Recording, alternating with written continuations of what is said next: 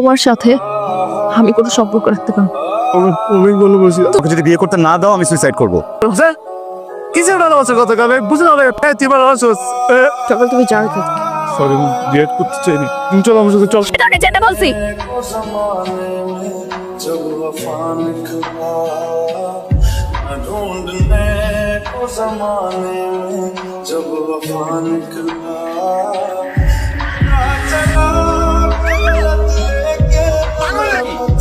কি করছিলেন আপনি? আপনি কই আপনার গর্ধ বন্ধুগুলা কোথায়? আজকে কি বলবে? আরে আপনি বিরক্ত হচ্ছেন কেন? আপনার সাথে দেখা না হলে না আমি কখনো বুঝতামই না একটা মানুষের সাথে ছ্যাচরা কি করে হয়। প্রত্যেকদিন আপনি মনে ট্রাই করেন, প্রত্যেকদিন ফেল করেন। প্রত্যেকদিন আপনি কোনো না কোনো মেয়ের প্রেমে পড়েন, সেখানেও ফেল করেন। তারপর আপনার না একটা দেশ থামতেছে না। এক কাজ করেন, ব্রিজটা দেখতেছেন? ওই ব্রিজের উপর থেকে লাউটা প্রেমের সার্থক না হলেও না একদম উপরে চলে যাবে।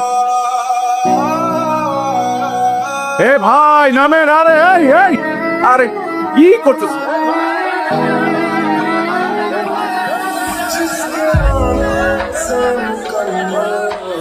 দাদা ভাই কেউ ওনাকে থামায়েন না।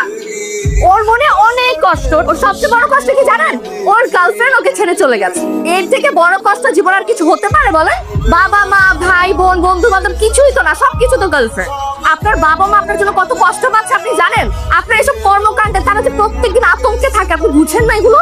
আপনি এক কাজ করেন, আপনি তাদেরকে এই মানসিক কষ্টটা না দিয়ে আগে তাদেরকে মেরে ফেলেন, তারপর আপনি মরে যান। হ্যাঁ ঠিকই বলছি।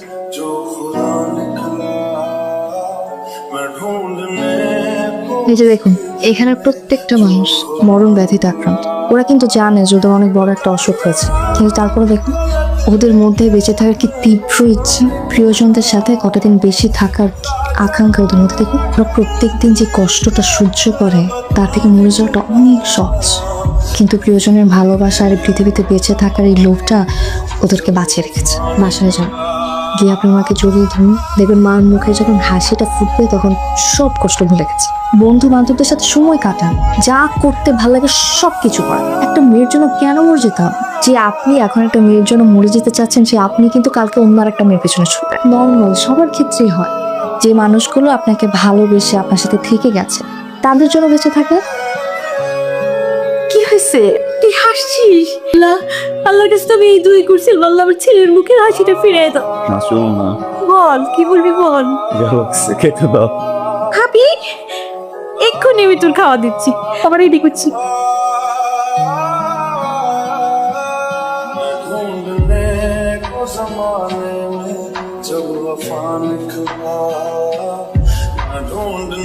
সেটা লক্ষণ তো ভালো না। শোন না, ওদের ডাক্তারকে একটু বল না যেন আমার খেয়াল রাখে। বুঝলাম না ভাই, ডাক্তার তো ফুল ভিজিট দেওয়ার দরকার নাই। তুই আমরা হাফ ভিজিট দিবি, আমরা তোর দেখে শুনে রাখবো। হবে না, ডাক্তারই লাগছে। তোদের ডাক্তারকে বল আমাকে যেন সারা জীবন হাসপাতালে রেখে দেয়। তুই ডাক্তার মেটার প্রেম করছিস, okay? This is my real and final destination. Sure?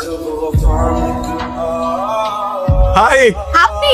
কেমন আছেন আপনি? আমি ভালো, কিন্তু আপনি এখানে কেন? আবার কি করেছেন? বন্ধুর ফুলের বাগানে গিয়েছিলাম, দুটো ফুল এনেছি। ফুলের সাদা তো আমার প্রিয় রং, এটা আমি। প্লিজ, এটা হচ্ছে ওর বাগানের সব থেকে সুন্দর ফুলটা, এটা আপনি। একসাথে কত ভালো লাগছে না দুজনকে? কি চাচ্ছেন আপনি? আসলে ফার্স্ট কিছুদিন থেকে আমার এখানে না খুব ব্যথা। তাই এবার কে গেছে? কেউ যায় না, এসে ওর সামনে দাঁড়িয়ে আছে। আচ্ছা, আবার আপনি টায়ার্ড হন না? আর এই কথাটা আপনি এই পর্যন্ত কতগুলো মেয়েকে বলছেন? অনেকজনকে দিয়েছি, কিন্তু আপনার ব্যাপারটা একটু স্পেশাল, কারণ আপনি আমার সত্যিকারের এবং শেষ ভালোবাসা। আপনার বয়স যেন কত? 25। আমার 28। ওয়াও, সত্যি? আপনার ফ্যামিলি? আমি যেটা বলবো সেটা মেনে নিবে, শুধু আপনি রাজি হলে হয়ে যায় আর কি। আর রাজি না হলে? হ্যাঁ, আমি আপনাকে আমাকে ছাড়া বাঁচবেন না, তাই তো? আমি আপনাকে নিয়ে বাঁচতে চাই। ধরেন খুব পছন্দ হয়নি? অনেক পছন্দ হয়েছে, কিন্তু আমি তো আপনাকে চিনি না, চিনলে ইমপ্রেস হয়ে যেতাম। আপু, ওই দিন একটা ছেলে আসলো না হাত কেটে আমাদের হসপিটালে? হ্যাঁ, ওই ছেলেটা মনে হয় ওদেরকে ফলো করছে। দেখো পিছু। মামা তাড়াতাড়ি চলেন তো। প্লিজ আমাকে একটা বছর করতে হবে। তোমাকে অনেক ভালোবাসি, আমার জন্য তুমি আমার সব। তাই কেন ভালো লাগে আমাকে? তুমি আমার ব্যাপারে কতটুকু জানো? তুমি এখন ডাক্তার? তুমি তো শুরুতেই ভুল। আমি ডক্টর না, আমি একজন নার্স। মানুষ তো এলিয়েন তো না। তোমার বাবা মা মেনে নেবে? হ্যাঁ, কেন মানবে না? তোমার অবস্থান সম্পর্কে তোমার ধারণা না থাকলেও আমার ধারণা আছে সব। আর যদি মেনে নেয়? কখনোই মেনে নেবে না। আমি মোটেও ছেলে মানুষই করছি না মা, আমি মাকে ভালোবাসি আর আমি ওকে বিয়ে করতে চাই। ও তোর এই প্রতিদিন নতুন নতুন প্রেম করা আর এইসব ছেলে মানুষ করে তোর লজ্জা লাগে না? বাবা তোমার যা ইচ্ছা তুমি বলো, হ্যাঁ কোনো প্রবলেম নাই, বাট আমি মাকে বিয়ে করতে চাই। আর আমাকে যদি বিয়ে করতে না দাও আমি সুইসাইড করবো। কোথায় কোথায় বাবা বলতে বিয়ে নিয়ে করতে তো খারাপ লাগে না? আমি যদি মাকে না পাই তাহলে আমি সুইসাইড করবো। তুই একটা লাশকে বাবা নার্স হলে কি প্রবলেম একটু বলো তো? সমাজে আমার অবস্থান কি তুই জানিস? এই শোনো না, আমার ছেলের জীবন আগে না তোমার স্ট্যাটাস আগে। তার কাছে তার স্ট্যাটাস। এই সিনেমা বাবা जब वफा निकला मैं ढूंढने को ज़माने में जब वफा निकला चला गलत लेके मैं पता দোস্ত তুই হুট করে এত সিরিয়াস হয়ে গেছিস কে? আমি সত্যি ওকে অনেক ভালোবেসে ফেলেছি। আপু এটা আপনাদের বাসা? জি। সকাল তো আপনাকে খুঁজতে খুঁজতে হয় না। কেন ও আমাকে খুঁজবে কেন? সকাল না আপনাকে সত্যি সত্যি ভালোবেসে ফেলছে। মানে আমি আমার লাইফ ওকে এত বেশি সিরিয়াস কখনোই হইতে দেখিনি।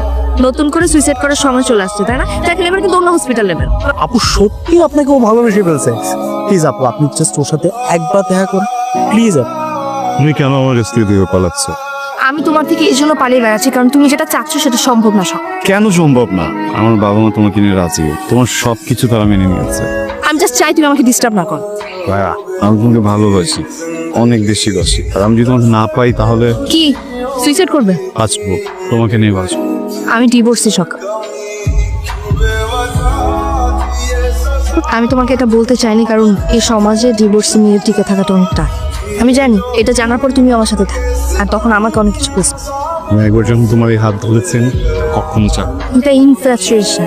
এত বড় একটা ডিসিশন হুট করে নেওয়াটা তো ছেলে মানুষ। মোটো ছেলে মানুষের। তুমি যদি চাও আমরা কালকে দেব মাস গিরম ফ্যামিলির সাথে কথা বলি, তাও প্লিজ এমন বলো না।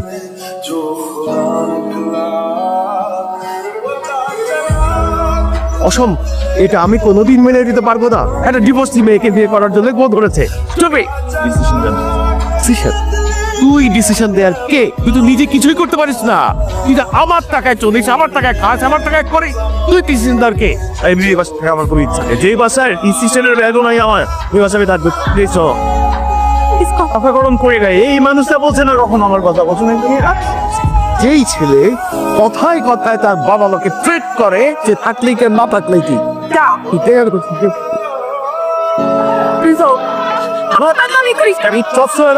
আমি আমি তোর বাবার সাথে কথা বলবো। আমার মুখের দিকে তাকা একটু একটু। রনি হ্যালো কই আসছি কেন? না মানে আচ্ছা মায়ের বিয়ে মানে আমরা বাসার সামনে দিয়ে যাচ্ছিলাম তখন যাতে বলো না।